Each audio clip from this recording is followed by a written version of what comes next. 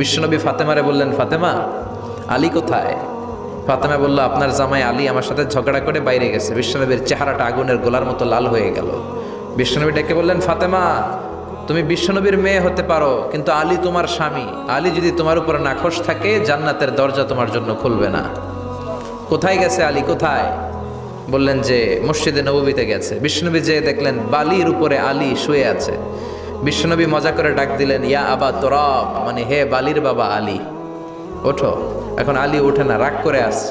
বিশ্বনবী এদিক দিয়ে তাকায়, আলী ওইদিকে তাকায়, মনে মনে কয় এতক্ষণ আপনার মাইয়াই গুতাইছে, এখন আপনি গুতাইতেছেন। বিশ্বনবী যাই বললো, আলী রাগ করো না, ওঠো, তুমি আমার চাচাতো ভাই, আমার ঘরেই তো তুমি মানুষ হয়েছ।